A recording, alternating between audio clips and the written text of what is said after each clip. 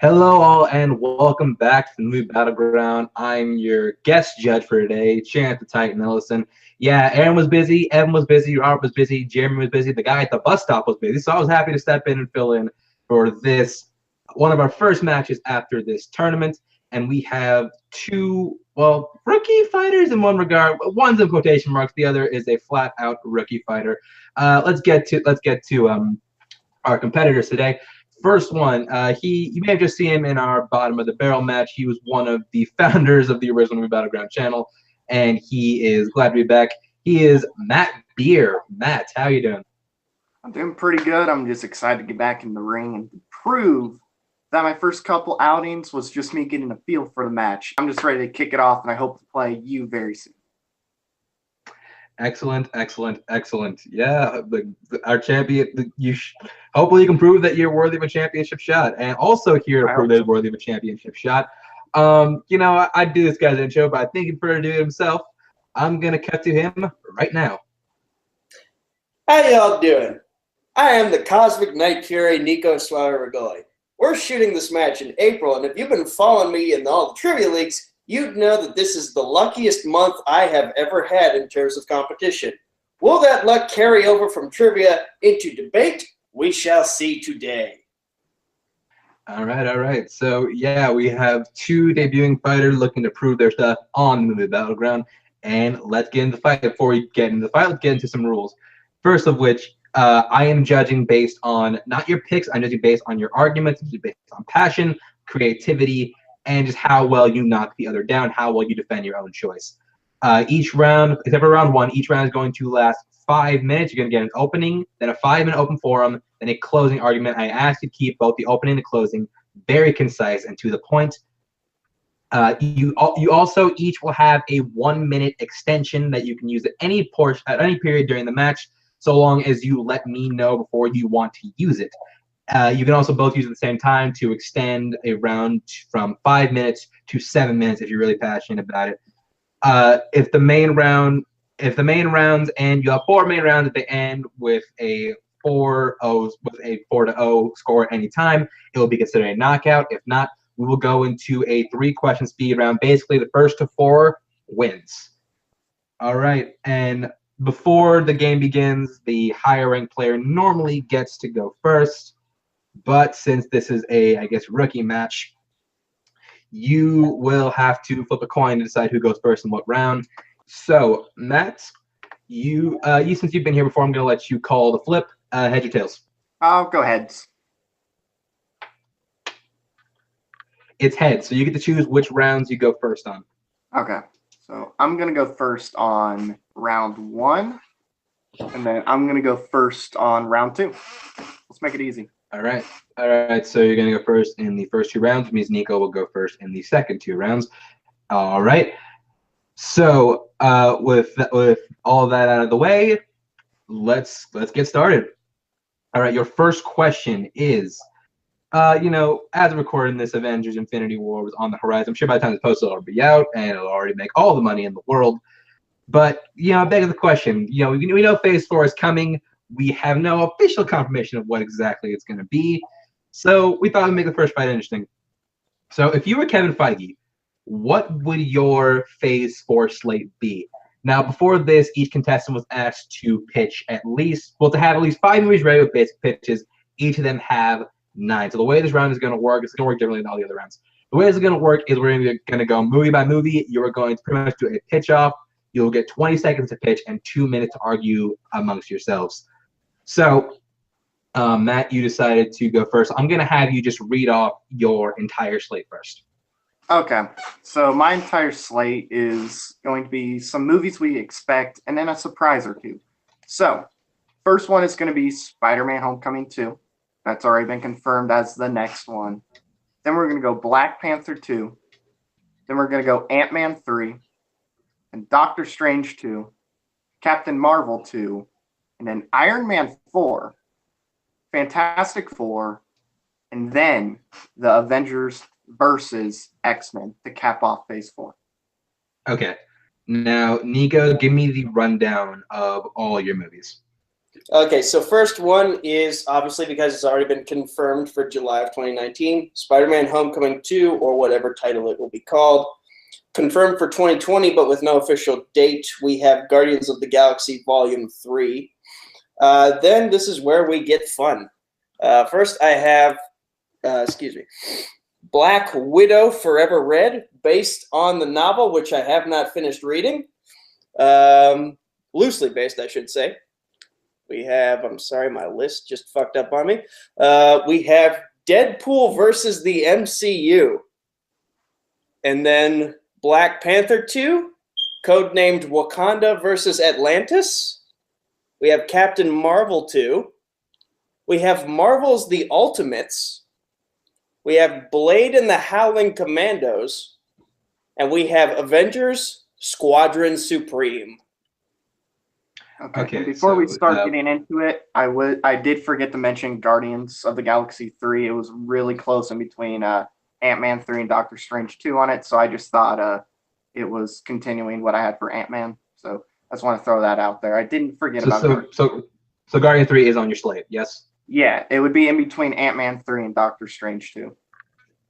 Okay, so the way this is going to work is, yeah, so you're each going to get 20 seconds to pitch your movie and then a 2-minute open forum, and then whoever I feel gave the best arguments will get the movie on the slate. Whoever had the most movies on the slate by the end of this will win. Now, you have 4 movies of overlap between your 2 slates, so I'm going to have you pitch those first. So we are going to start with Spider-Man Homecoming 2.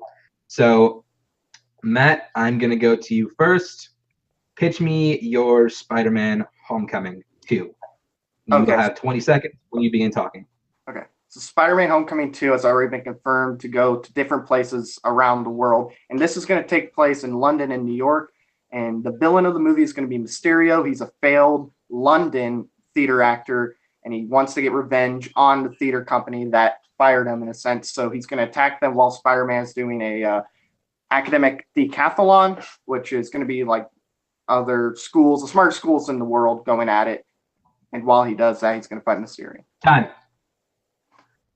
All right. I gave Matt a little extra time on knowing this, so I will echo the same thing with Nico. So your movie is him going after Mysterio, and Mysterio is trying to get revenge on the London Theater Company because he's a failed actor, yes?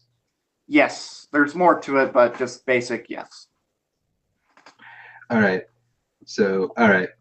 And Nico, give me your pitch for Spider-Man Homecoming. I'll give you 20. I'll give you about the same time I give Matt. So I'll time you whenever you start talking.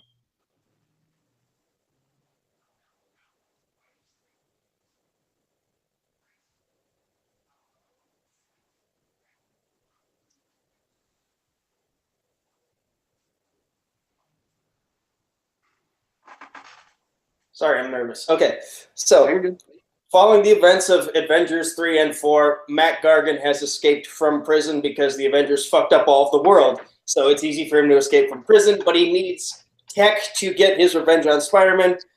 So he finds out about a science expo going on in London. He sneaks on a plane to get over there at the same time that Peter Parker and his school are traveling to the same science expo. God damn it. Okay, you'll have time to argue. So the time to argue your pitches. So I'm just gonna make sure I get this right. So this is a Scorpion. Scorpion's your main bad guy, and he's going after Peter Parker he's going after Spider-Man for imprisoning him and doing like God knows what else, like throwing him off a boat. Yes. Yes. Okay. So all right, I got that written down. All right, so you guys get 2 minutes to fight your pitches, and by the end, I will decide who will get on the slate. So, 2 minutes starts now. Okay, so with my movie, with Spider-Man 2, when it's in London, like I said, it's going to be a bunch of schools from all over the world, mostly countries you would know of that would be notably smart, so like China, Australia, yada, yada, yada. That's when they're in there. Mysterio, originally, like actual character in comics from California, I changed it to London, makes sense for this. This is going to set up a Sinister Six movie as well, because we already know Scorpion is forming a group, and you're going to have this as well in there. But I am very curious to hear what Nico has to say, because I did catch a little bit. I'm going to let him kind of finish what he was going to explain. That way I have a better argument to go at. So basically what I was going to say was Scorpion goes to this London Science Expo to steal tech from there to become the Scorpion. Otto Octavius is also there. He's just doing sort of a speech on nuclear fission, of course, and fission. I'm stumbling right now. Okay, so fuck. Are you good? Oh dear. So far, what I'm getting is he's going there, and you're gonna have. I'm just taking a guess with who you have also in the movie. It's gonna have Dr. Octopus eventually becoming a villain in this movie, or no? No. My thought was once Peter Parker defeats Scorpion at the end, Dr. Octavius goes to like the cops and he says, "Hey, can I see his tail? I kind of like that tech there he's got for the tail. So can I just like." And that sets up his eventual creation of the arms, which then eventually get fused to him, and then he becomes Dr. Octopus. Right, but how is Scorpion going to get to London when he just gets out of jail, though? Because obviously it's easy to escape with what's going to happen in Avengers 3 and 4. How does he get there? How can he afford Okay, time. it? Hold on. Stopping right there real quick. I'm stopping right there. So I'm getting a lot about your pitches, and that is good. Yeah. Okay, I'll give you more time to pitch in future rounds. But right now, I want you guys to fight each other's pitches. Like I need something to go off of. So I need you to try to like defend your own, tear each other down. I need something to go off of. So yeah, that's what I'll give trying you. to get with I'll give you guys another minute. I need you guys to fight your pitches. All right.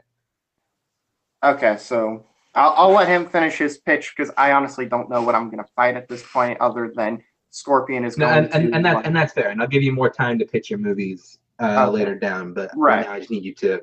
I need to get to the point. I need to get to the fights. So there really doesn't seem to be a story with his, but with mine, like I said, it's already confirmed that they're going to London. We assume it's going to be for a school thing. That's why they're going to London. Mysterio fails, and he's trying to take down the one theater that obviously let him go, fired him. It's his dream. He's worked so hard on it, and he's just devastated. He crushes. So it's more of a, I got to get back. I got to earn my thing. Spider-Man's going there to fight. And also this is going to set up Sinister Six towards the end because we already got Scorpion, like you said. We got Vulture. We're assuming Dr. Octopus is going to be in it as well, but we can have him in a different film later on. But you're going to have that. And I mean, sorry. Like I said, that's the basic storyline of my movie is they go on a trip to London. It's a worldwide decathlon for other schools, and eventually how Spider-Man comes across Mysterio is that the theater is right next to where they're at, or not right next to where they're at. They're actually at the theater holding the decathlon, and Mysterio's there, and now Spider-Man has to find out who he is. Nico, hurry up and get anything else about your pitch out that you want to get out. I'm going to forfeit the point. Okay, wow. All right, so Spider-Man Homecoming goes to, we're going to have Matt's Homecoming. We're going to have a Mysterio revenge short story. All right, so moving on. Now, keep in mind, guys, I'm giving you more time to pitch your movies, but I need you to try and like determine why everyone the other person's pitch is not as good. So moving on, we're going to Guardians 3. Okay. All right, Matt, I will give you. Okay, for now I'll give you 45 seconds to pitch your movie.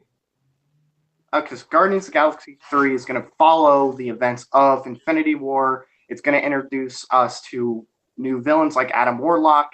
As he's going in, he's going to try to take down the Guardians, and eventually, as they fight, we're going to see some really cool alien fighting shit, all that good stuff. Adam Warlock, like in the comics, is going to become a Guardian of the Galaxy after killing Star-Lord, realizing, I shouldn't be doing this. This is wrong.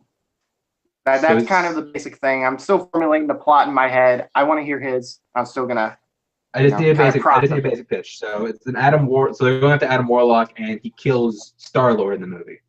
Yeah, that's the basic thing. It's obviously hard with this one because we don't know what's gonna happen after Infinity War. We don't know how it's gonna affect. So I have to kind of reach, per se. All right, and Nico, I'm gonna ask you to pitch your movie now. So again, as I said before, Avengers 3 and 4 basically fucks up the multiverse as we know it. And before that happened, Adam Warlock had already hatched from his cocoon, and he was like the perfect being that the Sovereign intended him to be. But following the multiversal changing events, it gave him a split personality that we know as Magus, his evil personality. And so, like, Adam Warlock befriends the Guardians, but they don't realize that he has this split personality, and it just keeps coming out at the most random times and attacking random aliens. And so, like, the Guardians and Starhawk's team, Sly Stallone and his team, they all team up together once they find out Adam Warlock is also Magus, and they have to take him down and find a way to cure him.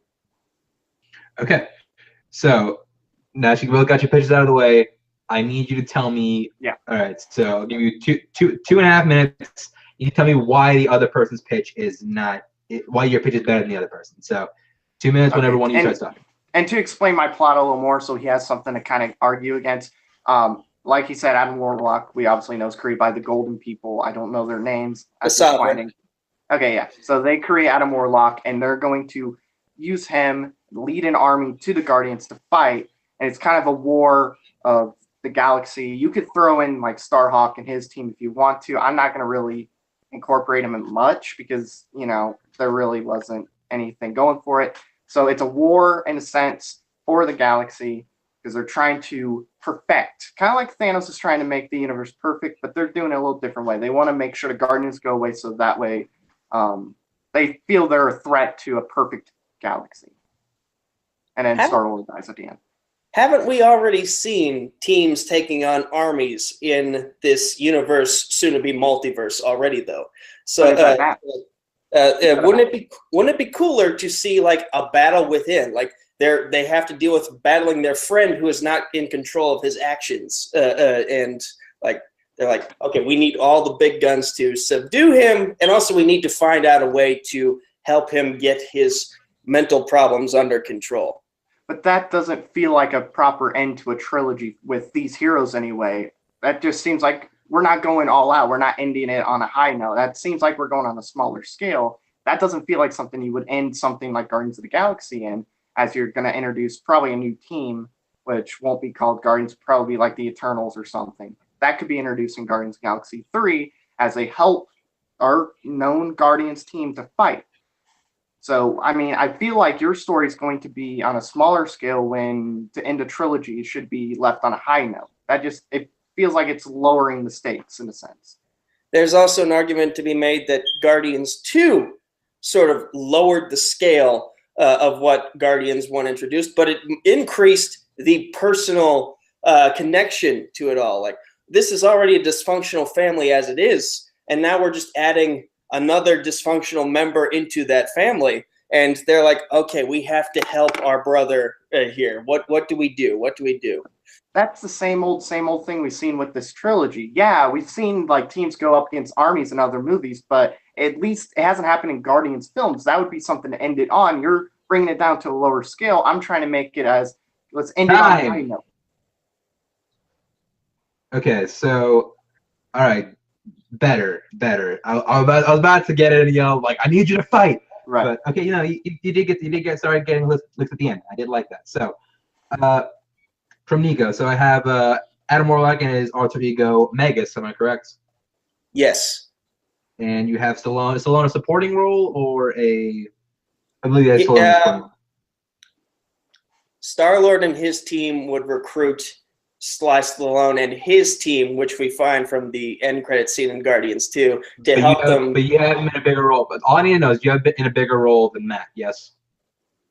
I didn't hear Matt have Sly Stallone in there at all. So he did. They just didn't seem like they were useful to the film. That just okay. The point is like going into the arguments.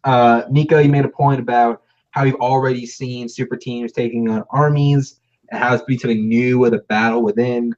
And how Guardians of the Galaxy 2 had it lowered the stakes. And Matt, you also said that you wouldn't know this story is entirely Guardians based, or Guardians his pitch was entirely Guardians based, how it wouldn't feel like the end of a trilogy, and how it'd be a little too small scale. I was waiting to hear things from both of you. Had you brought up the fact you brought out how Logan how that was small stakes, and that how that did a great job capping on the trilogy. I thought that would have helped you. And Matt, had you brought up how Guardians 2 did lower the stakes, but in that it kind of made the movie a little worse, that would have helped you. But now that you made those points, I got to go for what was said in that. And I think I like what Nico said about how you've already seen super teams taking on armies and how it's a whole different kind of field than we had before. So I'm giving Nico the point on Guardians 3. That's fair. All right, so now we go on to Black Panther 2. So, Matt, here you go. 45 seconds when you start talking. Is it me or Nico? You go first. You're going first. Okay. You're going first on all of these. I thought I heard different, so I was just making sure. Okay.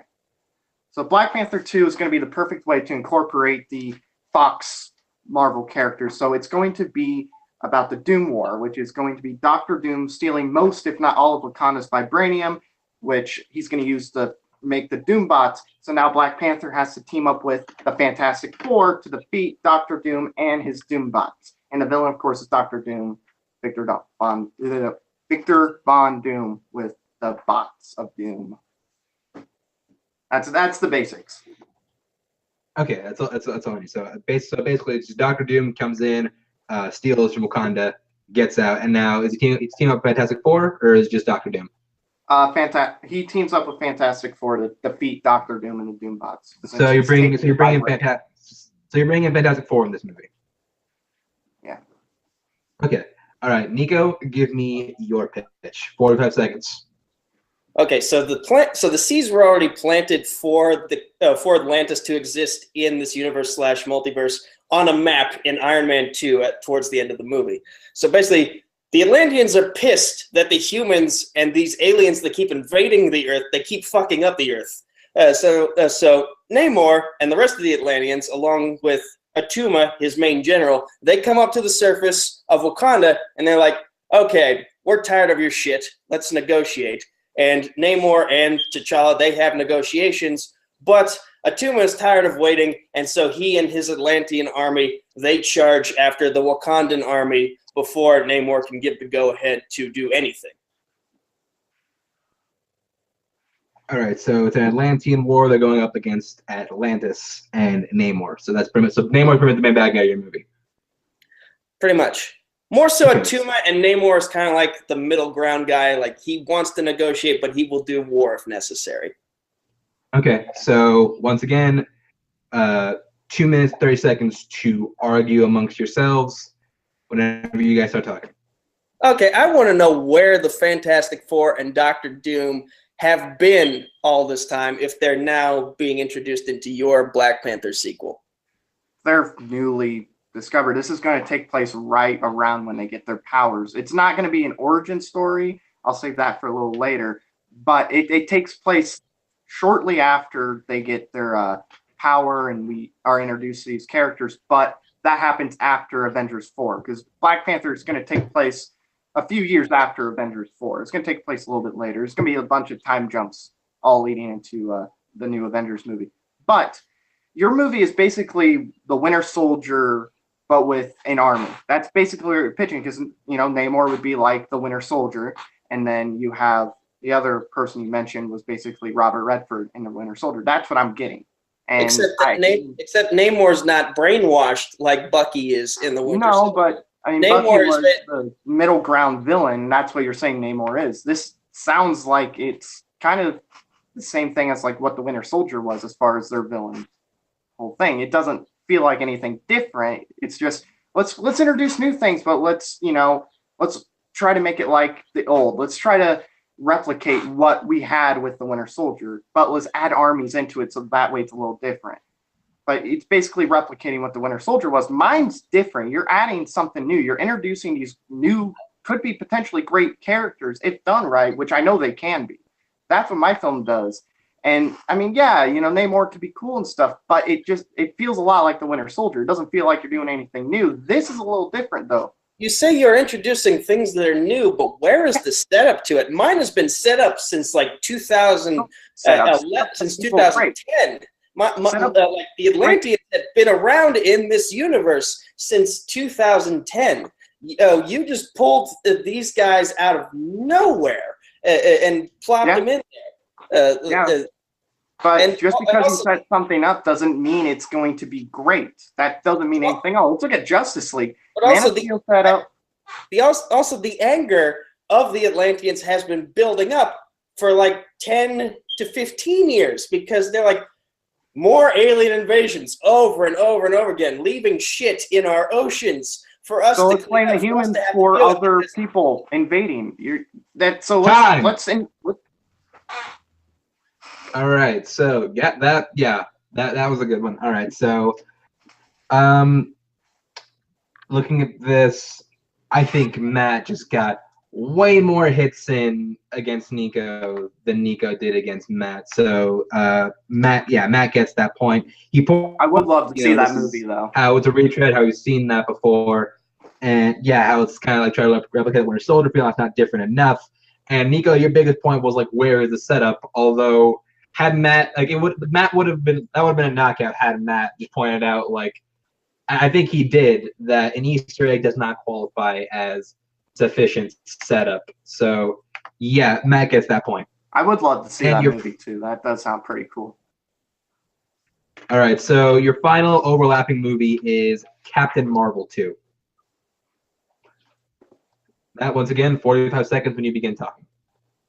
Okay, so this one was really hard to come up with a plot because, like I said, we don't know much about Captain Marvel in these movies. We don't know what's going to happen with Infinity War, but this will take place after the events of Avengers 4 and Infinity War. And the villain's going to be Moonstone, which is Karla Sofin, I believe that's how you pronounce her name. She's a doctor of psychology. Her powers are strength, speed, stamina, gravity, manipulation. She is one of the more popular villains of Captain Marvel. So Captain Marvel's going to take place. She's doing her own thing. You know, she's just recovering from the Skrulls. They're just finishing that whole thing off. And now we have Moonstone who comes in. And they're going to fight. And that's also a really cool thing to have a female villain. Okay, all right. All right, and Nico, once again, 45 seconds when you start pitching. So Captain Marvel 2 would be the introduction of the Agency of S.W.O.R.D. And obviously, Carol Danvers, she's going to need some help creating S.W.O.R.D. and filling it with people. So she goes to Blue Marvel, who we could say for this purpose is one of the early founders of S.H.I.E.L.D. as well. So it helps that he can help build this new agency with all these cosmic dealings. And the villain would be Anti-Man, who is heavily tied to Blue Marvel. Like they both got their powers from the same accident. Blue Marvel can harness energy. Anti-Man became energy that disappears in and out of nowhere, and it made him go mad. So they have to deal with time. Shoot.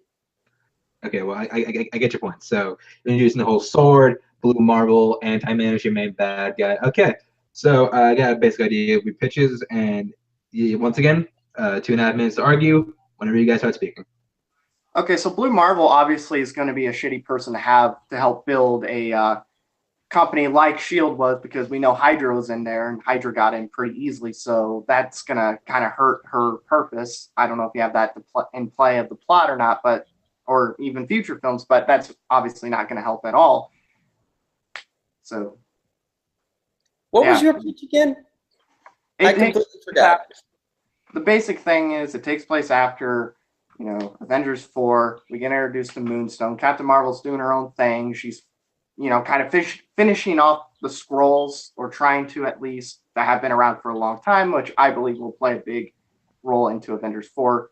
And they're still going to be around, but she's going to eventually finish beating them up. As soon as they're done, gone forever, that we know of, then we have Moonstone come in. So for me, Blue Marvel being in this is the perfect way to set up one of my other movies on the list, which is Marvel's The Ultimates. The Ultimates are a team created to stop catastrophic events before they happen. And so we're having people who are putting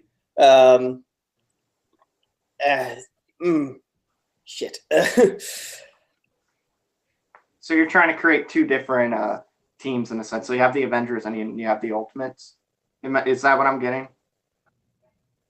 Pretty much, yeah. The Avengers are still in play, but also like it helps to have more teams to deal with things that other teams can't. Okay. Like the Avengers can't be everywhere, so it helps to have this team in the Ultimates that can that at least put. They're putting they're putting peace before. They're putting the cart. Why can I not talk? Damn it.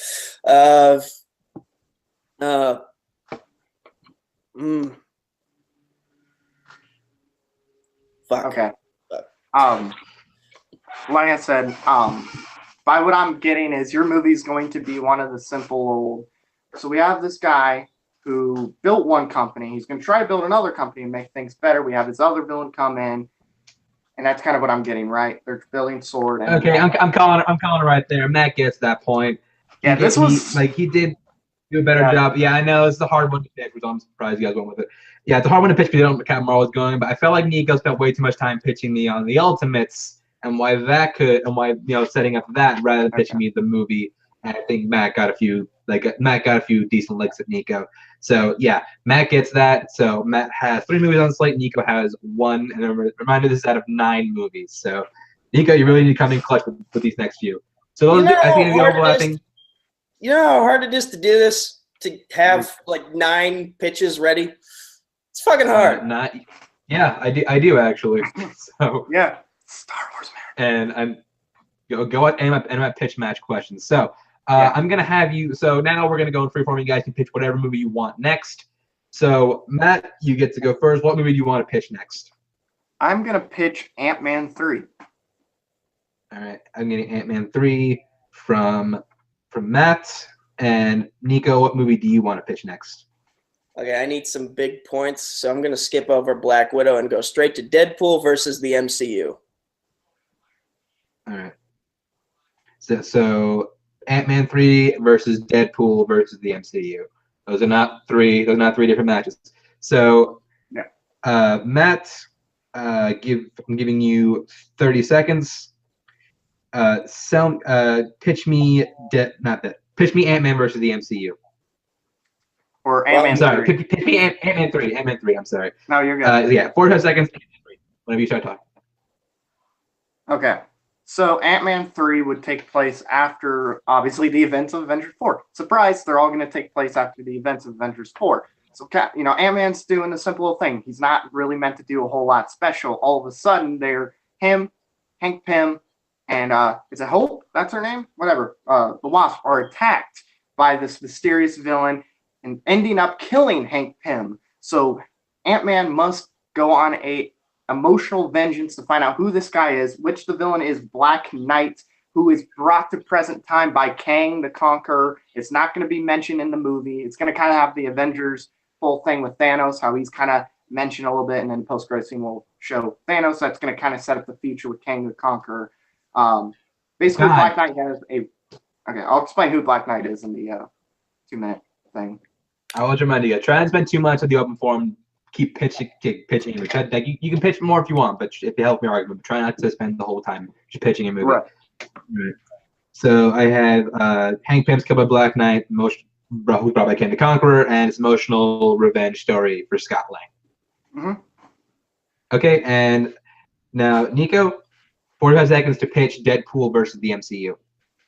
So this movie starts out while Deadpool is still in his specific universe. He's jumping out of a helicopter for a mission in California. And as he's falling through the sky, he notices the ground changing right before him. This is what's happening in the MCU, and all the multiversal stuff is changing the worlds around him, including Deadpool. So he sees the world change in front of him, and he's like, holy shit, but he can't hear himself curse, so it surprises him, so he curses again. He's still bleeped, and he's so surprised he forgets to pull his parachute, plummets into the ground, and when he wakes up, he realizes, oh no, Disney bought me.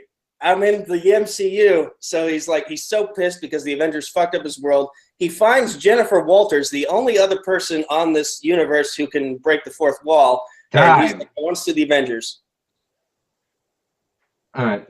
So I have a basic pitch for Deadpool versus the MCU. It's pretty much like Deadpool just being dropped in and then just like wrecking shop, right? Pretty much. All right. So Deadpool drops in, wreck shop. And so I have that versus the emotional revenge story of Ant-Man 3. Once again, 2.5 minutes to argue amongst yourselves whenever you guys start speaking.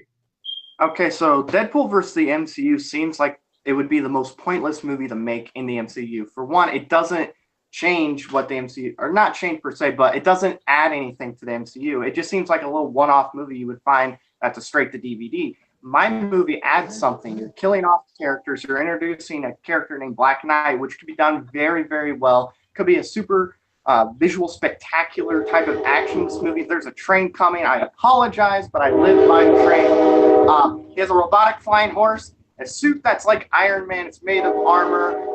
It's not going to be used like Iron Man, where he shoots things out of his chest, because that would just be pointless and stupid. And then, he also has a lance, I believe it's what it's called, that shoots firebolts, and he is the founder of Masters of Evil, which could set up new characters and could be used past Phase 6, could be used in Phase 10 if they wanted to go that far. It could be used, it could be a really cool thing that could be the next big event after what 4 through 6 would be. Your movie's just pointless. There's nothing in there that, really adds to the MCU. It's just like look, let's just have fun for 45 minutes or whatever, but it would be straight to DVD. It honestly sounds stupid. It would kind of ruin the continuity. But that's the point. Like, I don't want to ruin the continuity? Okay. I don't want to reboot these Fox characters. I want to plot them in as they are, so that there's some continuation, so that there are consequences to what happens. You have to add in all the previous movies, which would also mean The Last Stand, X-Men Origins Wolverine. You would have to add the shitty Fox movies into this universe. I don't want that. Bring new characters. Introduce us some new people. Yeah, you could bring Ryan Reynolds into the MCU because there really is no connection to like James McAvoy. You don't see the current cast. You could bring in this new Colossus, and you could bring in all these new characters that they're introducing without really screwing anything up and bringing in any of the other X-Men movies. So really, you're adding shitty movies into this universe. That's not what we need. Give him the points. Give him this round. I want to move straight to Star Wars. Wait, are you forfeiting the round in its entirety? Yes, I just want to move on because I'm not confident in these pitches right now. Man, I want to talk about Avengers versus X-Men. It's all good. This is unprecedented. I didn't think this would happen, but I guess Nico wants to throw it. Matt gets the point for this round. We are going with his slate for Phase 4. Kevin Feige gives Matt Beer a call.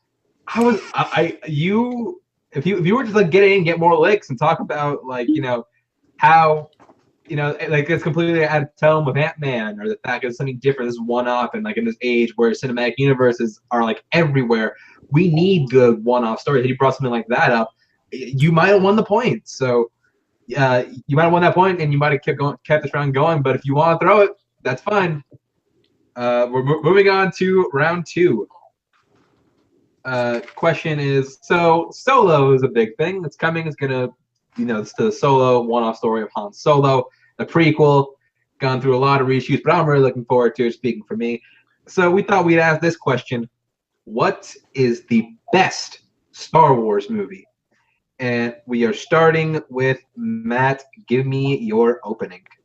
All right, so I love Star Wars. You love Star Wars, Nico. You love Star Wars, Chance. Everybody that's a good person loves Star Wars. And if you don't love Star Wars, that's fine. Just find your local priest, and you can now be converted into the right side. Anyway, so obviously the correct answer for everybody who's a fan of Star Wars would be The Empire Strikes Back. This expands the lore. It adds so much more. Obviously, it introduces beloved characters like Yoda, like Lando, and for some people, Boba Fett, which is a cool character, but people love that guy like him crazy. You also have the greatest twist in cinematic history with Luke, I am your father, or no, Luke, I am your father. And you also have an incredible, not quite emotional, but there are emotions in there, obviously, fight between Vader and Luke, which leads to a twist. And also you have the best Chewie in any Star Wars movie, which is also a big plus. So it's obviously The Empire Strikes Back. Great opening. Nico, give me your opening argument. So when Disney bought Lucasfilm and announced there was going to be a new Star Wars film every year, Lucasfilm had two tasks in front of them. One was reignite the Star Wars spark that fans around the world fell in love with. The second one was change the idea of what a Star Wars movie can be. J.J. Abrams accomplished the first task with The Force Awakens, and then Rogue One was given the task of changing what we consider to be a Star Wars movie. The best way I can describe Rogue One is like a wedding. You have old things, you have new things, you have borrowed things, you have blue things. First, the old, you have characters like Mon Mothma and Bail Organa making their big returns. You have the OG Death Star, X-Wings, Y-Wings, Yavin 4. You have returns of various species from the first two trilogies. You have Darth Vader being the most badass version of him you've ever seen. Then you have the new. You have characters like Jyn Erso, who's a rebel at heart, born to a scientist father and an overly religious mother. You have Cassian Andor, a separatist. He's a former separatist, and he presents us with this new perspective of what we don't usually get out of a Star Wars movie, which is war is messy. It's dirty, sometimes without honor. You have Baze Malbus and Chirrut Imwe, the Keepers of the Will, semi-force-sensitive protectors of the Kyber crystal planet Jedha.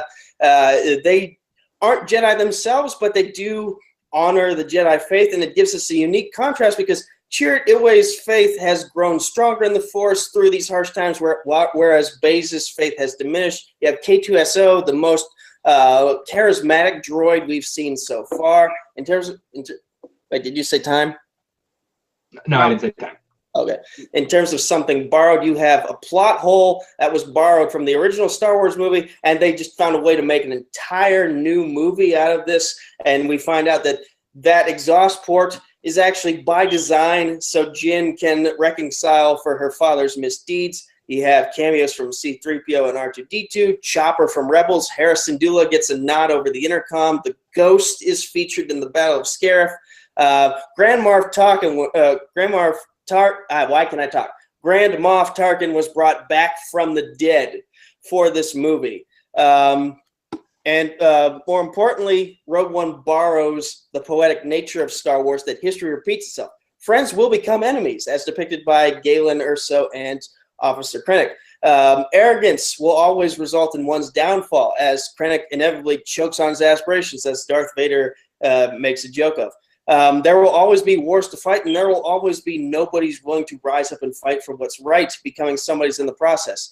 And heroes die, some sooner than we would like, eventually becoming legends that we tell stories about until the end of time. And then in terms of something blue, you have Admiral Raddus, Ken Napzok's favorite character in all of Star Wars. The guy not only furthers the legacy of the Rebel Alliance by saying, no more talking, it's time for action. That's not an exact quote. But also he adds to the canon of his own species by being blue, which means he's from the Arctic polar regions of the Mon Cala system. Much like crustaceans on our world here. Like we have blue crabs and we have red crabs depending on what area of the world you live on. So like this film is both canon porn, but also adds so much. It's a lot of new, a lot of old. It's the perfect, it's a brilliant Star Wars film. Okay. So I have Empire Strikes Back from Matt and Rogue One from Nico. I was really hoping you were going to go Phantom Menace. I really wanted to see how you did that. But nevertheless, I have your pitches. I have your answers. Would either of you like to use a 1-minute extension for this round? No, I don't need to use 1 minute. I'm good. No? Nico, you don't want to extend the round?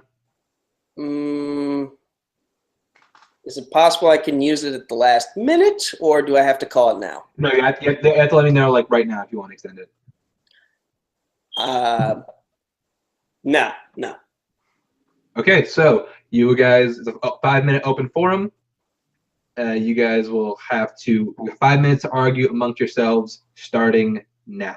Are you fucking kidding me? Nope. You chose the worst Star Wars movie of the new trilogy. Look, I would understand if you chose The Force Awakens. I would understand if you chose The Last Jedi. I totally would understand it. But you chose Rogue fucking One, a movie that's super slow in the first act that's saved for being a decent, watchable film with that third act. you have one-dimensional characters in it. It shits on Vader by using that stupid, dumb joke that he throws in it. The one-liner, that's stupid. It's crazy. And it redeems, and the movie also redeems him by having him basically have a 1-minute slasher film in which he just cuts rebel soldiers to shit. Like, I will admit that's a good that is scene. him. That is the badass character from the 1970s that I've heard so much about being his most badass. Okay, I mean, that's not his most badass. If you watch Rebels in season 2, I mean, that's him being his most badass because that's him in his prime. This is him not, well, kind of in his prime, but getting ready to enter the later years. This is not the worst Star Wars movie. I won't say that, but it's definitely the worst of the new trilogy because it's not part of the new trilogy. It's not part of the new trilogy. Or it's the new phase. The new phase, sir. Film. You can screw up on saying things. I can screw up on saying things. But this is the worst of the new phase of the Star Wars movies, the Disney phase. This is a safe movie that doesn't take many risks at all. Disney only gives Lucasfilm money. It's still a Lucasfilm film at the end of the day. It is. So is The Phantom Menace. But are we happy about that? No. This is a safe movie that, yes, we see characters like C-3PO and R2-D2, which was stupid to see them in there because it was just like, hey, you like these characters. Let's give it to you. It makes sense for them to be there. They were on the planet when the battle happened. It makes sense for them to be there. Not really. Not really, because they're on Tatooine just moments later. Well, not on Tatooine moments later, but they're somewhere else just moments before. So they have to leave and fly and all that stuff. They were on the Yavin 4, according to my movie, and then they got on Princess Leia's cruiser, and they were shot out of the escape pod to Tatooine for A New Hope. Get your story straight, man. The point with this is, yes, they were there. Point is, they were just thrown in for the audience. I'm surprised we didn't see Chewie walk around in one scene go all the time. I'm surprised we didn't see that at all. Because they're throwing so many things at you, like, hey, you like Star Wars, there's that. Hey, you like Star Wars, there's that. Instead of focusing on the story. My film expands on the lore. It adds things to it. It gives us beloved characters that are loved and considered the best characters in Star Wars. Your film gives us one-dimensional characters other than K2SO. I do love K2SO, but it doesn't give us anything new and interesting. It plays it safe. I just listed a whole bunch of shit that's perfectly new. I mentioned Admiral Raddus. He gives a new layer to the entire species of the Mon Calamari. Not really. I mean, he's there, yes, and he's a cool character. We have Chirrut Imwe and Baze Malbus, members of the Keepers of the Will. We're getting an idea but of it doesn't change the fact who are not Jedi themselves, but also follow the Force as a religion. We're getting a peek into what their life is like. They're one-dimensional. That's simple. They're one-dimensional characters. Maybe not Chirrut. He might not be. He might be two-dimensional. I'll give him that. But most of these characters are one-dimensional, bland characters with a bland storyline. My film gives us new characters that have layers to them. Boba Fett, not so much, but he was somebody people loved. And I'll tell you what, if people didn't love Boba Fett as much, then you wouldn't have a lot of Mandalorian stuff in the other movies. Except Boba Fett's not a Mandalorian. He's just a pretender. He's just a pretender. And also, my film closes a plot hole. Your film opens up a new one. Why is Lando wearing part of a trilogy? That has still not been explained. Why Lando is wearing Han's clothes. Also, how many special editions did your film get? Mine didn't get any. One or two. But to be fair, the movie came out in 1980, whatever. Your film came out like 2 years ago. So yeah, obviously there's going to be more special editions compared to Rogue One. We're going to get one. Probably with the deleted scenes that are in there, adding on to it, of course, Will and George Lucas, we know went, oh, we got to add this because people love this. And he thought people loved all these things. But the Empire Strikes Back wasn't really changed a whole lot. It added some background on Cloud City and stuff. But my characters, like I said, my characters are not one-dimensional. My characters are fully developed characters. And yes, there are plot holes, but that's the point. When you have a movie that's a part of a trilogy, you're going to have new plots that will be filled. Most of your characters in the next installment. It's not my fault. Return of the Jedi dropped the ball in some things. Most of your will add the reason why. Most of your characters were given multiple movies to develop their lives. And time. All right. So now we're going to go into the closing arguments. Matt, we are starting with you. Look, I wouldn't have blamed you if you chose A New Hope. I wouldn't have blamed you if you chose The Force Awakens or The Last Jedi. I would not have. But you chose Rogue One, which is very questionable for a Star Wars fan to say that's their favorite. Look, opinions are opinions. If you like the movie, fine, that's good and all. I mean, I didn't hate the movie. I liked the movie, but this is a movie that plays it safe. This is a movie that introduces us to one-dimensional characters that we don't care about when they get killed off. I mean, yeah, you can say K2SO is fine, but that's really it. The rest are one-dimensional characters. Yes, it closes a plot. It was made by something that shouldn't have been made into a movie in the first place. This is the most useless movie in the Star Wars films, not named Solo. My film introduces us to new characters that are fully developed, characters that are beloved. It adds to the lore. It expands on the lore, makes us think more. It gave us the best twist in cinematic history, and you cannot deny that. It has an incredible fight between Luke and Vader, and there's also an emotional battle going on with Luke that we see start to happen when it has him in cave and he, is fighting Vader in the dream vision, whatever he has. He cuts it off and he sees it's Luke's head in there. It gives us thoughts. It lets us think about what ifs. Like, what if Luke turns bad? It's kind of like Rey in a sense, So yeah, my film adds to the lore. It expands on the lore, makes you think. It gives us the best twist of all time, an incredible fight. Some still say it's the best action/fight sequence in any Star Wars movie. We also are introduced to characters like Yoda, Lando, and Boba Fett that are beloved by everybody. You can't say that about Rogue One. And also, we have the best Chewbacca out of any of the Star Wars movies. Empire Strikes Back is easily the best film in a Star Wars franchise. All right, Nico, give me your closing. You want to talk about playing it safe? My film played it safe. My film didn't have an opening crawl. It had a cold open. It had no lightsaber battle. It had people watching as the Death Star's laser was coming down to strike them and murder them. Rogue One, a Star Wars story, it had a goal to change the perception of what a Star Wars movie is and can be, and it succeeded at that goal. It broke tradition as we knew it. Everything you thought a Star Wars movie had to be, it said, nope, it can be this too. And what is it? It's the Starsiest and the Warsiest of all Star Wars films. Like, it had like 6 planets, I think, at least. It had, it's a true war film. It shows you the stakes of war and how, like, there's no honor in it, as shown by Cassian Andor having to shoot his informant. Bodhi Rook suffering from PTSD after the Borg Gullet probes his mind and interrogates him. We're watching Jyn Erso having to watch her parents die right in front of her eyes. People are watching as the end is coming right for them, again, as the laser is coming to shoot them down. And also, it introduced, it's the first movie to introduce a character from the Clone Wars series in Saw Gerrera. That had not been done before. It introduced characters, it brought in characters from Rebels, from all eras of Star Wars, prequels, originals, Clone Wars, Rebels.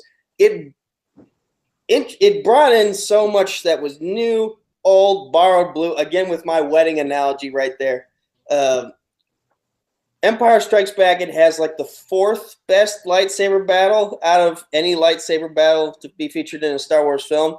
Mine was able to do well without a lightsaber battle, so that's saying something right there. Hell, The Phantom Menace has probably the best lightsaber battle out of all of them. And in terms of characters and memorability, memorability. Your characters had multiple films to become fan favorites. Mine had one, and they died like that. I'm not saying that's an excuse. I'm just saying like that. Every hero's journey is different in their own way. And for mine, my heroes had this one journey, and then they became legends. Whew. All right, that was a fight right there. Okay, so looking back at my notes, I took extensive notes. If you guys want to see like why I'm not looking at this fight, these are all the notes I'm taking from this round. So looking at Nico's points, looking at Nico's point, said that he's been redeemed Vader. It brought in a great mix of old new aspects of Star Wars, great new characters. It closed the plot hole from the original Star Wars. He also said it adds new perspective and adds new angles to the Star Wars lore. And in his closing, he even brought it up like it pretty much inverted the tropes. It pretty much inverted the tropes of Star Wars and said like, no, you can be a Star Wars movie without this, this, and this. Matt also said his movie adds to the lore it adds beloved characters. He also really hammered down Nico, who was saying is the worst of the trilogy. It has love first act. It's safe by a great third act that's safe, that has 1 or 2 dimensional characters. And the only thing against Empire Strikes Back I got from Nico is that that has a plot hole of why is Lando wearing Han's clothes, and that his has no special edition. But even Matt refuted that last point with like the special editions to Empire Strikes Back aren't nearly as egregious as the ones made to the others, the original trilogy. And because of that, and because Matt hit Nico way more than Nico hit Matt's movie, I got to give Matt the point with Empire Strikes Back. So moving on, question 3. So speaking of the month of May of the summer 2018, a certain little sequel, Deadpool 2, is coming out, starring the fantastic Ryan Reynolds, reprising his role as Wade Wilson, aka Deadpool. So we thought we'd ask the question, what is the worst Ryan Reynolds movie? And I believe this round we are starting with Nico. So movies are art, and the purpose of art is to make you feel something. The first time I watched Green Lantern, I felt absolutely nothing. I literally stopped watching halfway through because I just didn't give a shit. Eventually, I got through the film in its entirety, and I did finally feel something. It was disappointment, because this movie had the expectations for this movie were so high, and they just fell flat. Like the potential, because like this is Green Lantern. The character can literally create anything with his ring, and it's like it just wasn't there. The creativity wasn't there. There was so much that could be done, and it just failed to meet expectations. So like Green Lantern. All right. So I got Green Lantern, Nico. Yeah, that movie is bad. And now we're gonna go to Matt. Matt, what is your pick? Like Nico said, movies are art, and art is supposed to make you feel something. And when I watched R.I.P.D., I felt like I wanted to die. I felt like I wanted to just run in front of a train because, this movie was god-awful. You could probably join the R.I.P.D. after that. Yeah, exactly. So maybe that wouldn't be a good idea because this is one of the worst movies of the last 10 years, easily. And there's been horrible movies in the last 10 years. Bound, you guys have never heard of Bound because it's terrible. I've seen that a couple years back, but R.I.P.D. has horrible humor that is obviously taken from like the Transformers movies because people thought the first Transformers movie was watchable. So, let's add that type of humor. You have terrible dialogue written in the film. Jeff Bridges is clearly just sleepwalking through this movie, and him and Ryan Reynolds have the worst chemistry I've ever seen in any Ryan Reynolds film by far. There's bad acting, a terrible villain from Kevin Bacon. The movie sets sequels up and sets a franchise up without actually making its own movie, without setting the foundations for the first movie. And that's why many cinematic universes fail. Looking at you, Mummy.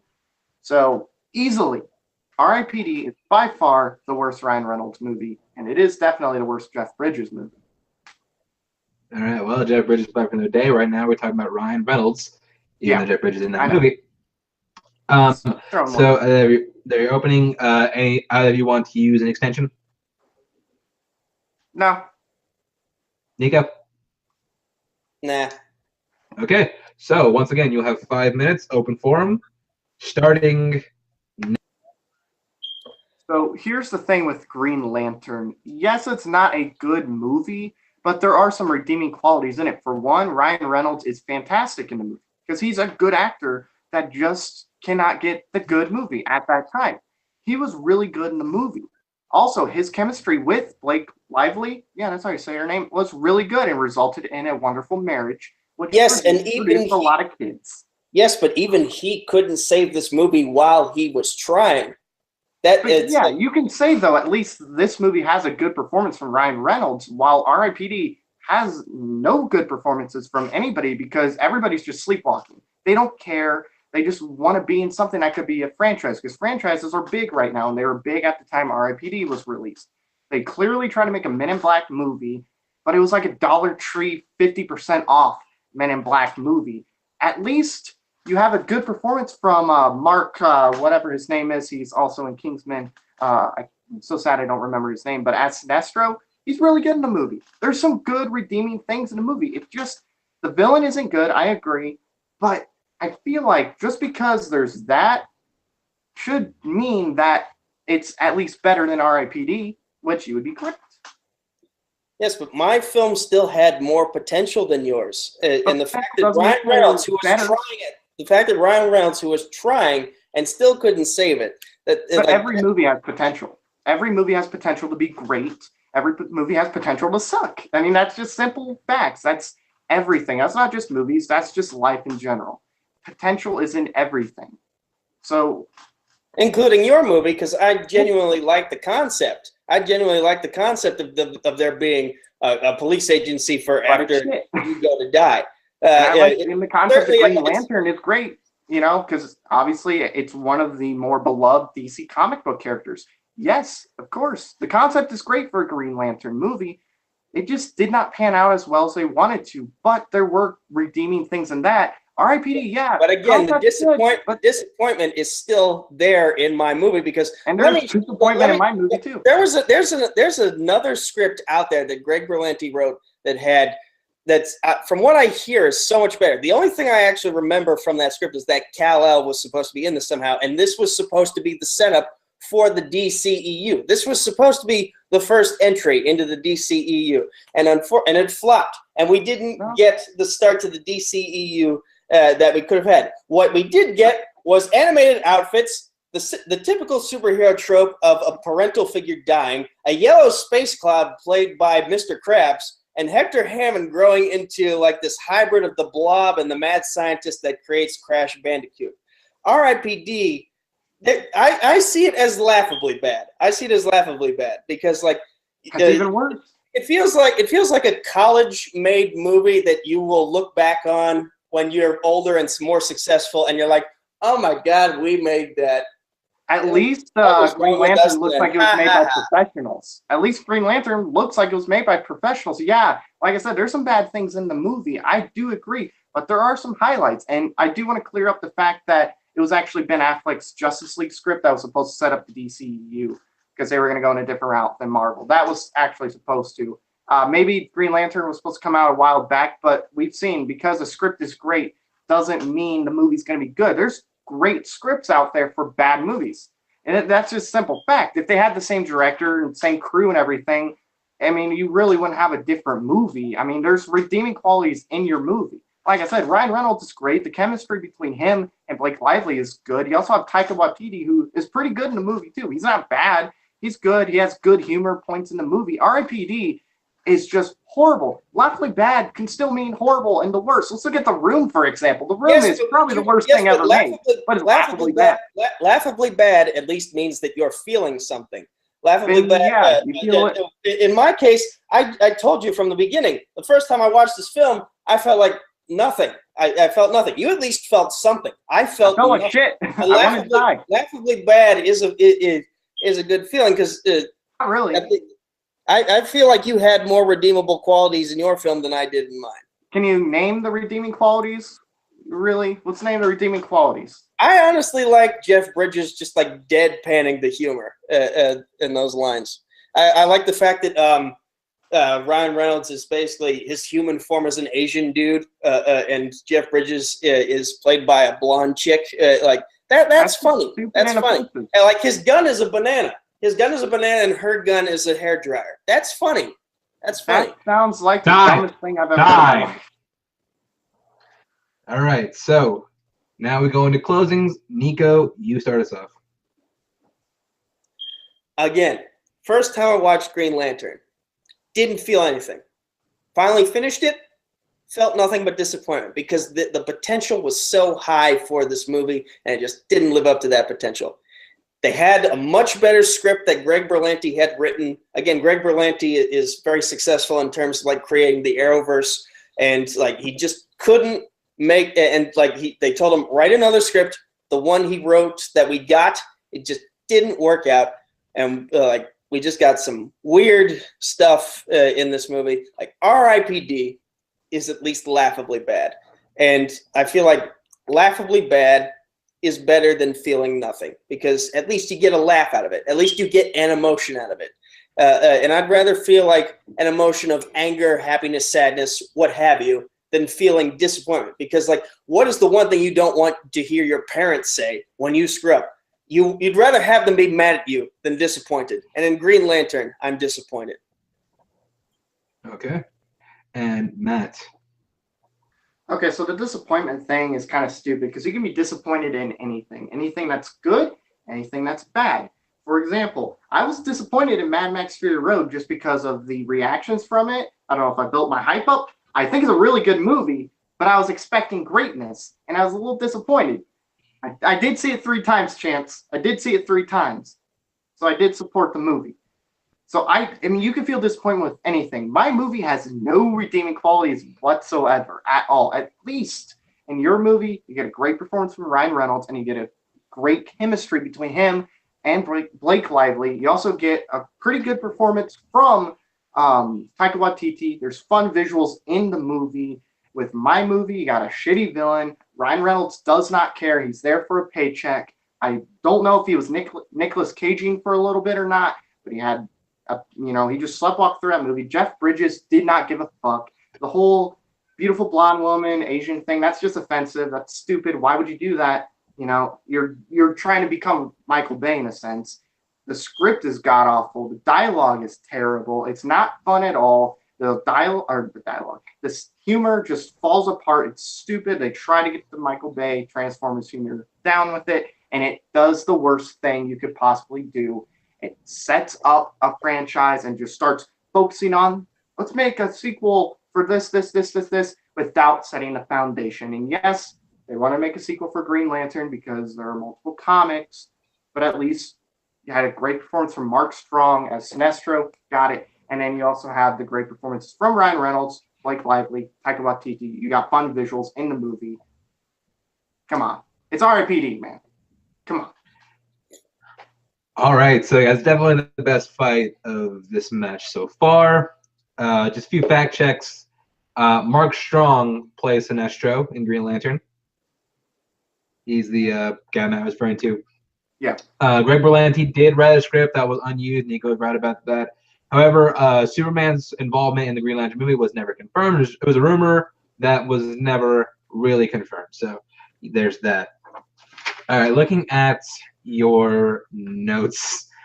Neither of you really, well, except for one of you, neither really tried to, well, you both got good offense and defense against you. Matt, you said that Ryan Reynolds is fantastic in Green Lantern, that he had good chemistry with Blake Lively. I mean, I'm sure their real life marriage kind of played a factor in that, but Nico did say that, so that doesn't count towards his argument.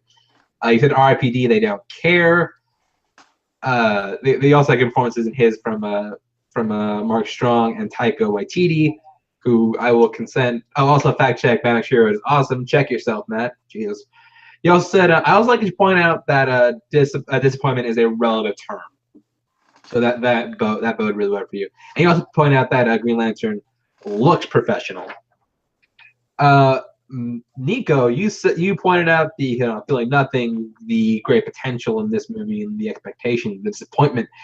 You pointed out that Ryan Reynolds, despite how good he was, couldn't save this movie, and they had more potential, and they had another even better script. It was supposed to kick off the DCEU, but it was such a big failure, kind of hindered that, and it followed into too many bad tropes.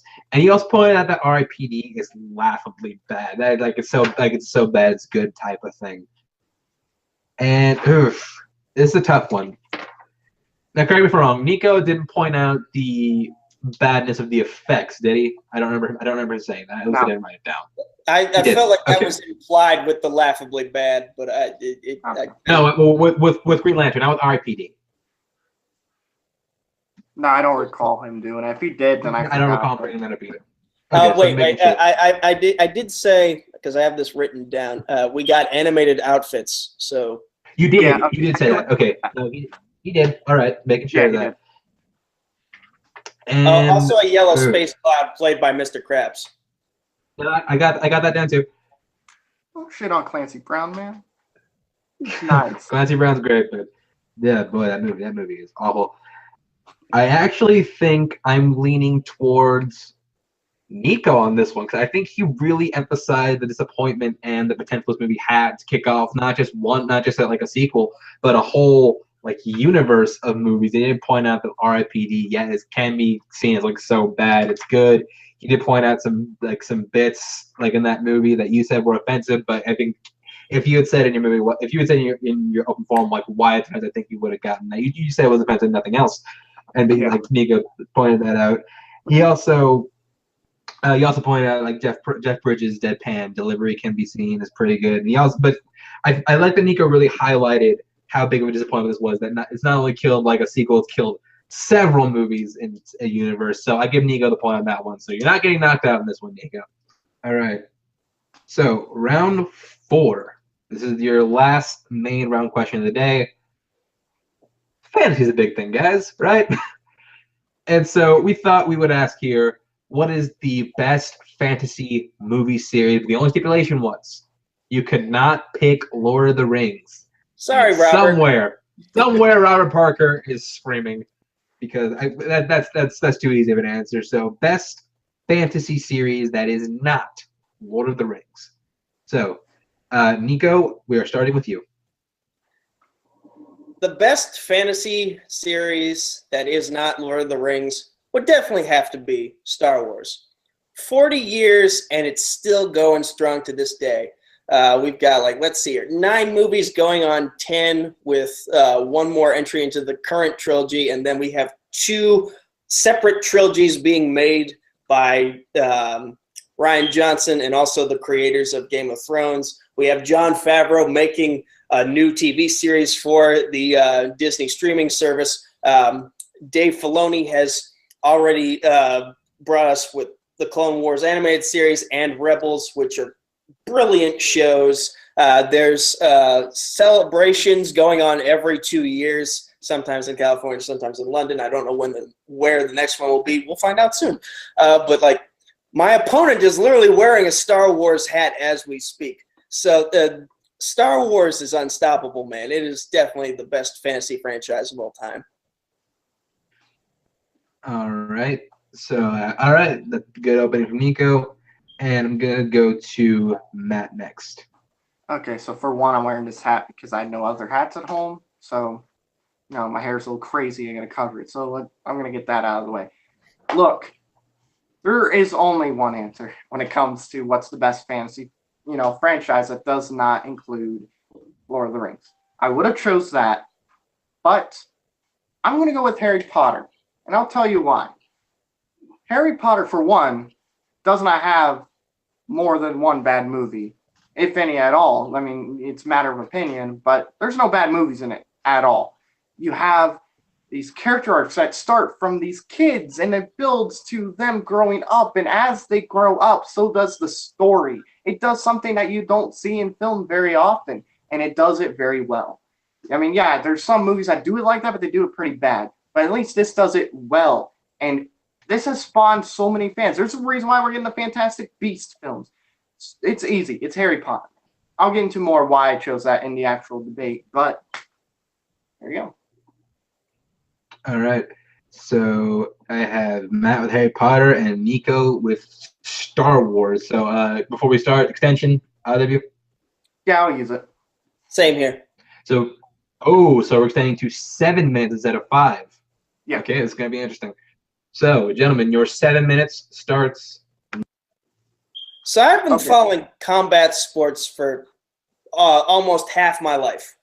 And in combat sports, I trust the fighter who has had a loss and come back from it more than I do the fighter who went undefeated and then just recently suffered their first loss. In the case of Harry Potter, you had a really good run, and then Fantastic Beasts, you kind of shit the bed. So I'm in doubt as to whether or not you can come back from that Jose Aldo losing to Conor McGregor moment. Meanwhile, I'm here in Star Wars, and I can compare that to fighters like George St. Pierre, Rose Namajunas, Mark Hunt, Bernard Hopkins, Roy Jones, fighters who have been up and down and managed to come back up. Like George St. Pierre, he had 2 bad losses and he came right back up. Star Wars had some hits with the prequels, with the Clone Wars animated movie, with Ewoks, with Gungans, and it's still standing 40 years later. Like Star Wars is pretty much unfathomable. Like Ewoks, some people might say they're a cancer, but they've become beloved. Jar Jar, I feel like his ridiculousness in the prequels was redeemed by seasons 5 and 6 of the Clone Wars animated series. I feel like they made him a likable character, as crazy as that sounds. Like Ahsoka Tano, she was in that shitty Clone Wars animated movie, and now she's one of the most beloved characters in all of We're not talking about TV shows. We're not including TV shows. We're not including books. We're not including all the things. We're talking movies specifically. So Ahsoka is still a shitty character in films. That's just simple. Yeah, Rebels and Clone Wars had her in it, but we're not talking about those shows. We're talking about the films. And if you look at it right now, I'm telling you right now, there is not a single Harry Potter / Fantastic Beasts film that is as bad as Episode 1, Episode 2, or Episode 3. Those films almost destroyed Star Wars and the love of it. And yes, it came back, but that's only because it had the original trilogy feel to it. If they would have been like, hey, we're going to make new Star Wars movies, but you're not going to see Mark Hamill or Harrison Ford or Carrie Fisher, nobody would have cared. It would have had the same effect as the prequels, especially if George Lucas went on to write and direct like he was going to originally. You don't need the original cast to have a great Star Wars film. Episode 1, again, it has many redeemable qualities about it. It has the best lightsaber battle in every Star Wars movie. That's a cool one. I will give it that. It has a cool lightsaber fight with Obi-Wan, Qui-Gon, and Maul. Yes, it's not the best. The best is in Episode 6. Let's get out of the way. Meanwhile, your franchise just has people holding sticks at each other for 5 minutes. And people hold laser swords and smack laser swords at each other. There's no point. They are both magical and fantastical weaponry. Okay, that's as simple as that. Harry Potter introduced things like Quidditch. Quidditch is huge. That's a new thing that was introduced, of course, into books, but it was brought into movies. Which, according to Spencer Gilbert, is the most ridiculous sport ever made because literally all the points you racked up can be undone by simply catching the snitch. Like, what is the point of throwing the quaffles into the goals if you can just undo all that and catch the snitch? It's a cool sport. It can be insane, it can be crazy, but it's still cool to watch. It is fun to watch. And people in different colleges, they have Quidditch leagues. They do. This is a real thing. It spawned a new sport. But you can't actually. And there's also you can't actually fly on a broom at a college campus. No, but they'll run around on it. You've heard of LARPing, right? LARPing is big. You can have actual sword fights on a college campus. It's a sport. It's a sport nonetheless. So is fencing. And you can recreate Star Wars moments with fencing more than you can create actual Quidditch matches with like simple balls on a college campus. But nonetheless, it created a sport. That's the point I'm making right there. Also, it has a character arc from a kid all the way to an grown and adult. Mine has an However, my franchise has an arc with multiple families. But here's the thing. The thing that ruined Star Wars, for one, as far as like continuity, is that after 40 years. It took Vader, who's supposed to be this badass person, and it could have made him a badass before he actually put on the thing. But instead, he became a whiny little bitch. And so was Luke until Episode 6. But this franchise has had whiny little bitches in the movie that makes it hard to watch. Episode 4 has horrible acting other from Alec Guinness. Alec Guinness is great. Mark Hamill is, and Harrison Ford. I will throw Harrison Ford in too, but Mark Hamill is laughably Weren't you bad. Just saying that? So is Carrie Fisher. Earlier, 2 questions ago, weren't you just saying that these characters were super layered, like they had multi I layers. was talking about Whiny Little Yoda and Bitch Boba Fett. Whiny Little Bitch is one of those layers. Whiny Little I was Bitch talking is about one of 3 those layers. characters, sir. And they grow 3 from characters that compared to like 50. they grow This is a from those whiny franchise that little took bitches it. It went into from a small thing and built up to something epic. And yeah, Fantastic Beasts came out. That's one not so great movie. Star Wars has 4. Maybe even again. 5. You just had it. You had recently a not so great movie, so that makes me Okay. believe that after coming from this And high, also, you've at run least out Harry of highs, Potter and now and you're going to hit Fantastic lows and Beasts, lows they and lows defied and the lows. fans. Mine has had highs, lows, but it's still going strong. 40 Because years. of people who grew up with it. Nostalgia is big. If it wasn't big, Star Wars wouldn't be around like it is right now. That's the only reason why, because it was around at a time where you didn't have the visual effects that it did then. But that doesn't mean it's a good movie. That's a simple thing. Because of that, that's the only reason why it came back, because Disney's like, oh, we got 40, 30-year-olds and people who watch the original trilogy. Yeah, we have the prequels, not good, but we know they're going to go out and they're going to pay money. That's all they care about. But with Harry Potter, you had a story that didn't involve whiny little bitches leading the role. You have these young kids, and they're growing up, and so does the story. Star Wars doesn't do that. The story grows as the characters grow. And you also have a great villain played by Ralph Fiennes. I think that's how you pronounce his name. He's great as Voldemort.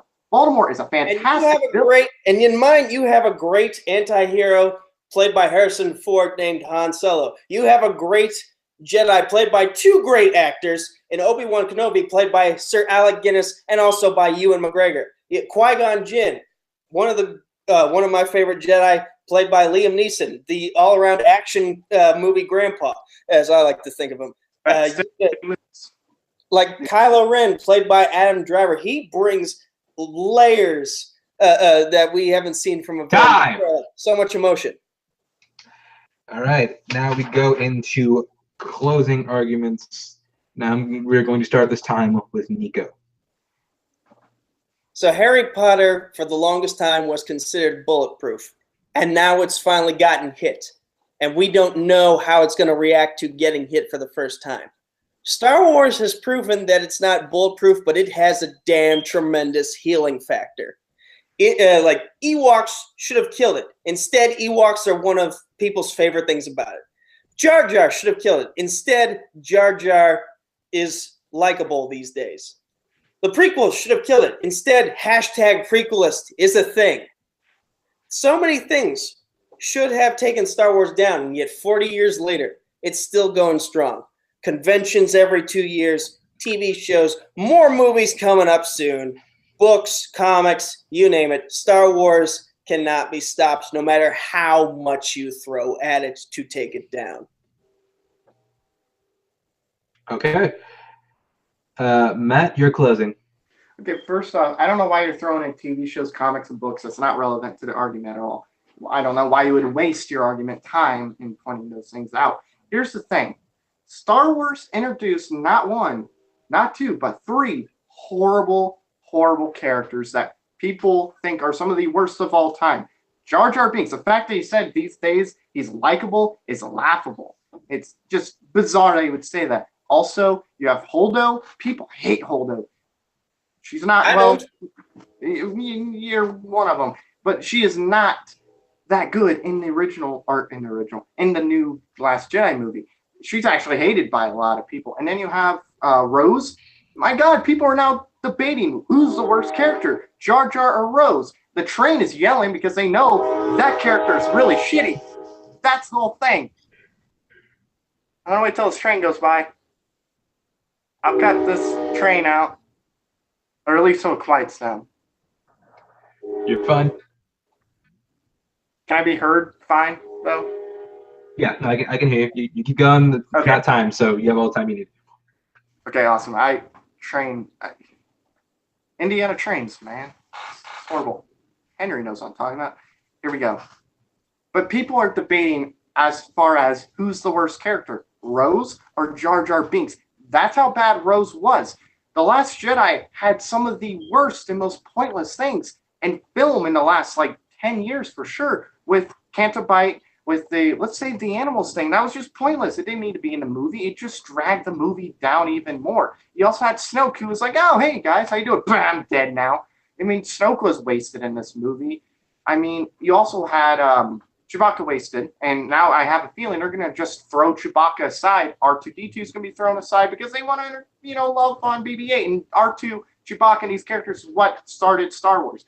You also had not three, but four shitty films in the canon universe with the Phantom Menace, Attack of the Clones, Revenge of the Sith, and then the Clone Wars. These are god-awful films. The Clone Wars, my God, that almost destroyed Star Wars in general. And yeah, you had The Force Awakens, but that's just because of people who were 40 or 30 or 20 who saw these movies in theaters, who went to go see it just because of that. It's like, oh, I want to see these new characters. If you didn't have them, nobody would care. It would financially go down. That's just simple fact. But because of that, that's the only reason why they're in. If you didn't have Luke, if you didn't have Han, if you didn't have Leia, if you didn't even have Chewbacca, yeah, I mean, it financially wouldn't be doing well at all. You wouldn't have Star Wars Celebration at this point. They're just relying on nostalgia. While Harry Potter, like I said, starts with a young boy just discovering the wizarding world, and the story grows with him, Harry Potter, Hermione, and Ron, and it carries on for not 7 but 8 movies, because I split the last one into 2 parts. It carries on. The story grows with the characters. That doesn't happen at all. You have great performances throughout. Daniel Radcliffe this could have been the worst decision ever, but he was fantastic in the movie. There was improv going on that some of the actors were like, whoa, because he had it. You also had a great performance from Rupert Brintley. I don't know how you say his name, but it's that guy. And then also, of course, Emma Watson. This could have went tragic, but it succeeded very well. I can't believe I forgot Snape's name in the movie, the actor's name, but he's fantastic in the movie. Of course, I feel so bad. Dogma, all that good stuff. God, I forgot his name. Anyway, the story grows with it. That doesn't happen in many movies, and the movies try that. They fail. Harry Potter did not. It succeeded. It spawned so many fans.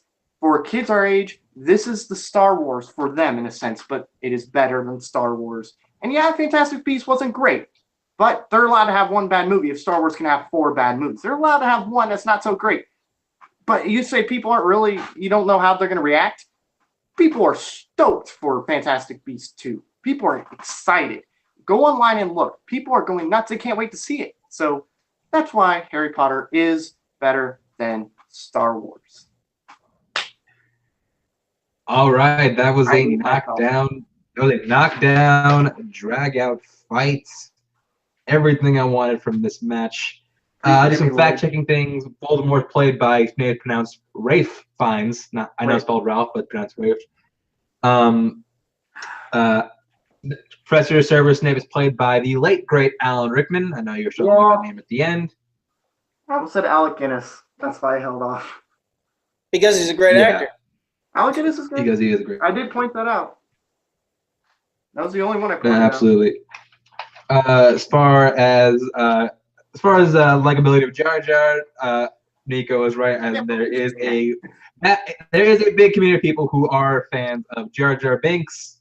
I feel bad. As far as the hype levels for Fantastic Beasts 2, here are a few of the YouTube comments on the official trailer on the Warner Brothers YouTube page. First one, yes, more Hogwarts, more Harry Potter theme, and young Dumbledore! Exclamation point. Another hit, aggressively waiting.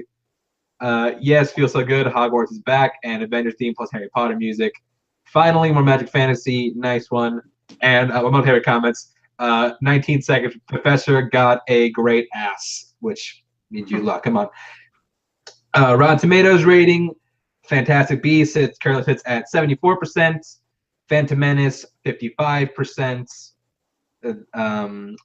Clone Wars, I believe, is at a 61. It's in the 60s, and Revenge of the Sith is at a 79. So that was brought into question there. As far as your arguments, I think both of you did great jobs of defending your choices. Nico pointed out how his franchise is unstoppable, how it's been around for 40 years, still going strong. He did bring us stuff about the other mediums, comics, TV shows, all that other stuff, but as Matt pointed out, it's not really relevant in this fight, so I didn't really note any of that down. He did do great. I like how he used Matt's points from earlier arguments against him. So I thought that was a really good point. He pointed out the Quidditch makes no sense and how saber fights can translate better to real life than Quidditch. He brought character, brought how the characters have layers, great anti-hero, great Jedi, great villains, all that stuff. And he also pointed out how they have unexciting fights in Harry Potter with people just standing and playing sticks. Matt pointed out how Harry Potter has one bad movie, how they haven't redeemed some of the worst characters in film, how they almost destroyed their own friendship in the sequels, how nostalgia plays a big factor, which Nico could use that same point against him because Harry Potter is so around because of nostalgia. I wanted to say the books, but I realized I had waited too long to use that point. So yeah, like if you just brought that up, I would have helped you out if you'd brought up the fact that Harry Potter is also around because of nostalgia. People have the books and those early movies. I realized it too late. You also pointed out how the story goes with the character and the great villains, and coming to your closing. But I also pointed out that I have a family that grows throughout my movies. I did note down how you have stories that go across 3 families, but overall, I feel like you did a great job at defending your choices, but overall, it comes down to who hit the other movie harder. I feel like Matt got more hits against Harry Potter than Nico did. No, Matt got more hits against Star Wars than Nico did against Harry Potter, so Matt gets the points. Nico, I see you hanging your head, and the game is not over yet because now we have our speed round. Christ. So it's going to be interesting. So the way this works is you will get a topic, and you will have to argue on the fly. Now that you have seen these topics, you will have to pretty much just argue on the strength of how good you are on the spot. The first 2 questions will be you'll get 30 seconds to argue, and then 15-second rebuttals. If we end up getting to the last question, you will have we'll get to the rules of the last question if we get there. So, Matt, are you ready? Yes, sir. Keep in mind, Matt, you only have to win one of these to put away the game. Nico, you have to run the table if you want to take it. All right, so Nico, are you ready? Yeah. All right. So, speed round question 1. Now, also a reminder, if you guys say an answer at the same time, whoever says it first gets that answer. All right. So, first question in the speed round. Erase one movie from the MCU and why that one?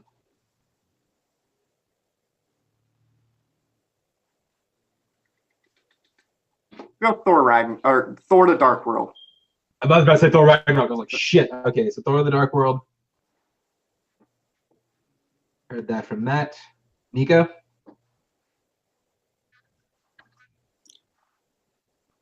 The Incredible Hulk. All right. All right, so I got the Incredible Hulk. I got the Incredible Hulk from Nico, and I got Thor the Dark World from Matt. So, Matt, you went first, so 30 seconds when you begin talking.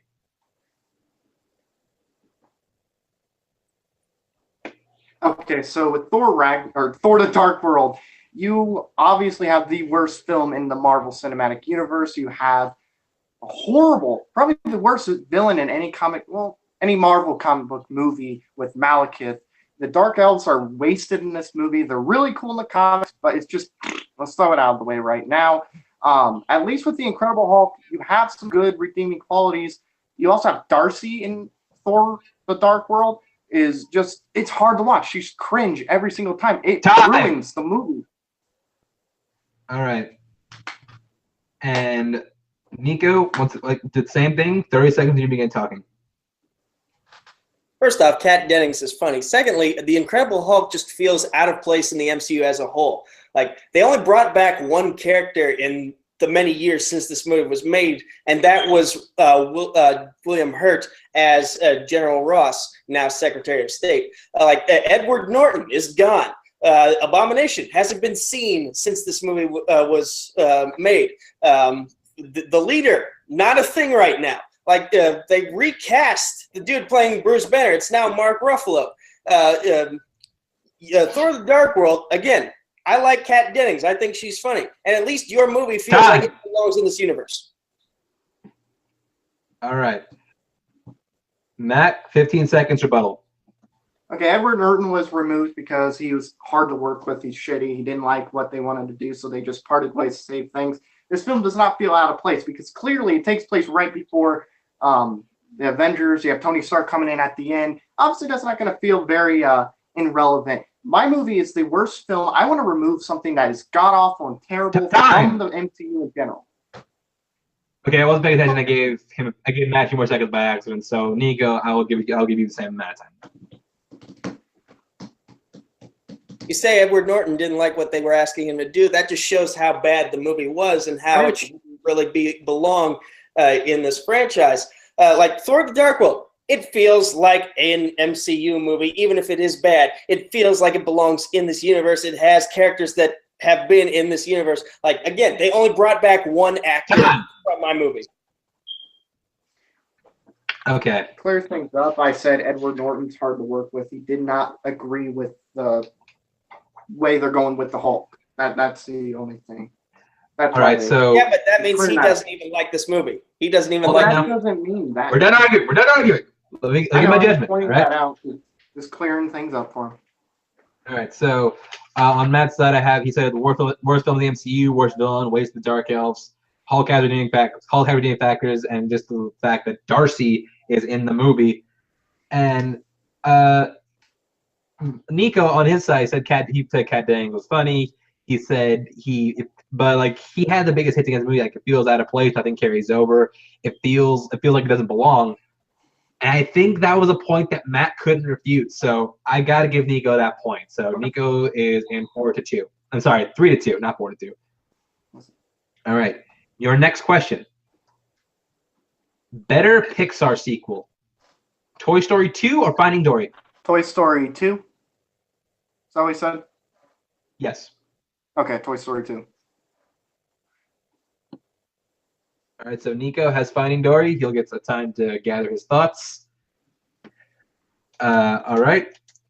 Matt, 30 seconds to begin talking. Toy Story 2 introduces us to some beloved characters. We also get the Zurg thing, which is fantastic and is very relevant and kind of mirrors what we see in Empire Strikes Back with the I'm Your Father thing. We get the 2 different buzzes in there, which adds a lot of fun. Finding Dory is just pointless in the movie, in the entire, I guess, what could be a potential franchise if they want to go that way.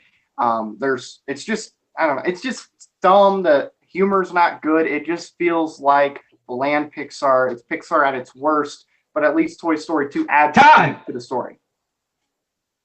All right. Let me just write that last point down. My last points against my last points from Matt.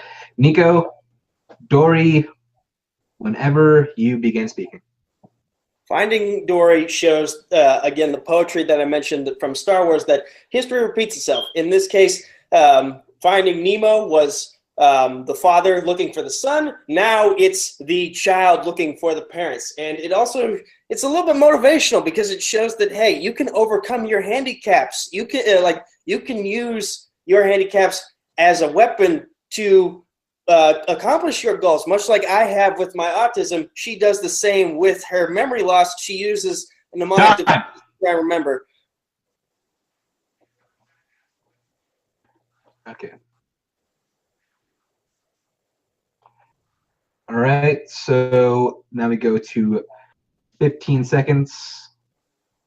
Give me a second. At least Toy Story 2 is not. Hold on. I wasn't ready. Give me a second. Okay.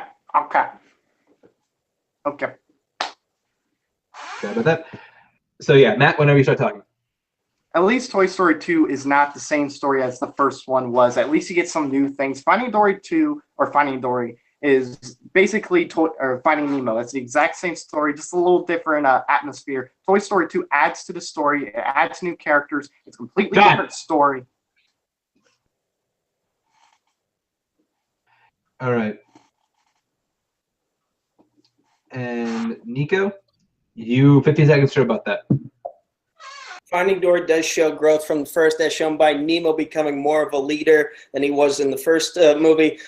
Toy Story 2, it goes back to Buzz being a bit of a mindless robot, even though it's shown through the other Buzz as opposed to the Buzz we grew up with in the first one. But still, it does call back to the first one. So like yours has as much similarities as mine does, but mine. Time. Okay. So from Matt, I have these are just some new beloved characters. It's just the whole Zerg thing. All roads lead back to Empire Strikes Back. Apparently, you have that whole thing. You have the two different buzzes. You have and then like his hits against Dory. That finding Dory. You find Dory is dumb. But you also the Toy Story 2 adds the story. It's dumb. It has dumb humor. But also Toy Story 2 adds to story, and that finding Dory is the retread of Finding Nemo, the stories reverse. However, Nico did like bring in the poeticness of the fact that history does repeat itself. He said that the fact that it inverted the tropes of the first movie or the plot of the first movie is a great addition. He also had, I think, the biggest hit that it does a great job getting across the message that using your abilities to an advantage. And I think that's a point that had Matt refuted that point, I would have given it to him. But the fact that was the biggest point, or if he brought up more about Toy Story 2 and the fact that the bigger themes of immortality in that movie, the fact that he didn't, and the fact that he didn't hit that big point against Dory, I think is a big positive, and that Nico did hit that. It does show growth, and it does. And the fact that Toy Story 2 does retread some on the first one, I got to give that to Nico. So we are tied. Woo. So we go to the last question. This goes in three processes. You will have 30 seconds, and then 20 seconds, and then 10 seconds. All right. Are you both clear on the rules? Yes. All right. So your final question, gentlemen. Who should direct the Masters of the Universe movie? This is a good one. Matthew Vaughn. Okay. Tim Burton. Okay, I would watch both of these movies. So, Matt, you get to go first. Why should Matthew Vaughn direct the Masters of the Universe? Look, if you're going to make a Masters of the Universe movie, you got to have somebody who has a little bit of the geeky side. And you can't have like Quentin Tarantino directed, or you can't have, someone like that. But with Matthew Vaughn, for one, he's proven he can make team movies with like X-Men First Class. He proves he can make an origin story in a first film great. Also Kick-Ass, First Class. He does these things really well. And Tim Burton has been on a downfall lately. Just watch some of his recent movies like Charlie and the Chocolate Factory and Big Eyes and all these movies. He's been downhill ever since. So why bring somebody whose career is pending now? All right. Nico, 30 seconds on Burton.